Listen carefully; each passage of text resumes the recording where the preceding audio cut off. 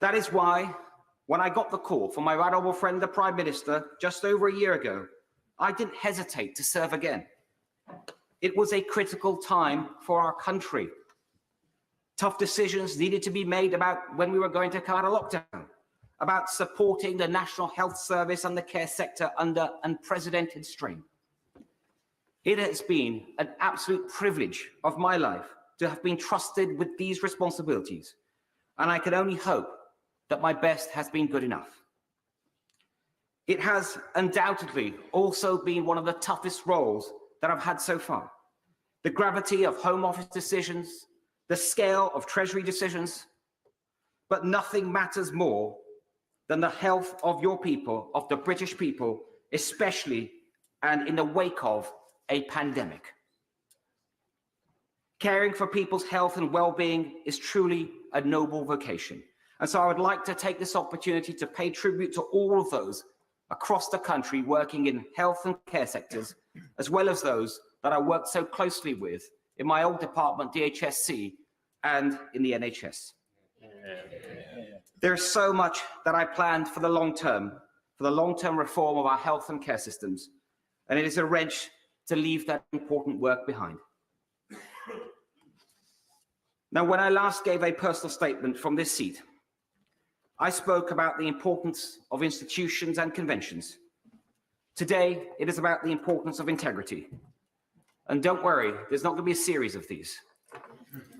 Institutions and integrity are both central pillars that underpin our great democracy. It doesn't matter what your political perspective is in this House.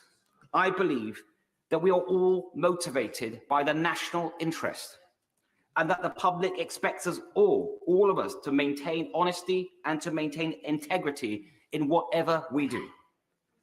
This is not an abstract matter. We've seen in great democracies what happens when divisions are entrenched and not bridged. We cannot allow that to happen here. We must bring the country together as one nation. Effective governance inevitably requires loyalty and collective responsibility. Of course it does. And I'm instinctively a team player. And I have completely focused on governing effectively over the last year. But treading the tightrope between loyalty and integrity has become impossible in recent months. And Mr. Speaker, I will never risk losing my integrity. I also believe a team is as good as its team captain, and that a captain is as good as his or her team. So loyalty must go both ways. The events of recent months have made it increasingly difficult to be in that team. It's not fair on ministerial colleagues to go out every morning defending lines that don't stand up and don't hold up. It's not fair on my parliamentary colleagues who bear the brunt of constituents' dismay in their inboxes and on their doorsteps in recent elections. And it's not fair on Conservative members and voters who rightly expect better standards from the party they supported.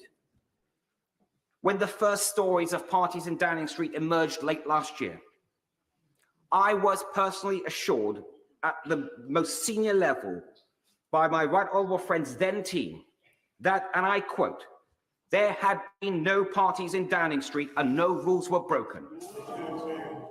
So I gave the benefit of doubt. And I went on those media rounds to say that I'd had those assurances from the most senior level of the Prime Minister's team. Then we had more stories. We had the Sue Gray report, a new Downing Street team. I continued to give the benefit of the doubt. And now this week again, we have reason to question the truth and integrity of what we've all been told. And at some point, we have to conclude that enough is enough. I believe that point is now. I welcome the Prime Minister's public acknowledgement last night that matters could have been handled better in who he appointed and what was said about what he knew when. And I appreciated his kind and humble words and his humble spirit when I went to see him yesterday, and also the kind letter that he has sent to me. But I do fear that the reset button can only work so many times. There's only so many times you can turn that machine on and off before you realize that something is fundamentally wrong. Last month, I gave the benefit of doubt one last time, but I haven't concluded that the problem starts at the top. That is not going to change. I have concluded that the problem starts at the top, and I believe that is not going to change. And that means that it is for those of us in a position who have responsibility to make that change. I wish my cabinet colleagues well, and I can see they have decided to remain in the cabinet. They will have their own reasons, but it is a choice. I know just how difficult that choice is. But let's be clear, not doing something is an active decision. I am deeply concerned about how the next generation will see the Conservative Party on our current course. Our reputation, after 12 years in government, depends on regaining the public's trust. This is not just a personal matter. The philosophy and perception of Conservatives depends on it. It is central to the Conservative ideal that we believe in decency, in personal responsibility, and in social justice enabled by conventions and the rule of law. The Conservative mission to extend freedom and prosperity and opportunity is all at risk if we cannot uphold that ideal.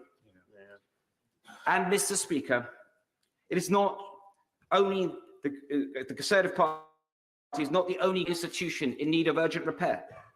Like everyone in this House, I have been dismayed by the drip of stories of harassment and worse by members of this House. So I'm also concerned about how the next generation will see this House and the health of our democracy. In recent years, trust in our roles has been undermined through a series of scandals. But the one thing we can control is our own values and behaviors. So it is incumbent on all of us to set high standards for ourselves and to take action when they are not met by others. Mr. Speaker, I'm grateful for the messages of support that I've had from many members of this House and beyond. I got into politics to do something, not to be somebody. So it is hard in one way, but not in another. Being a good father, a husband, a son, and a citizen is good enough for me. And if I can continue to contribute to public life and my party from the backbenches, it will be a privilege to do so. Can I say to the House, there will be no more personal statements today.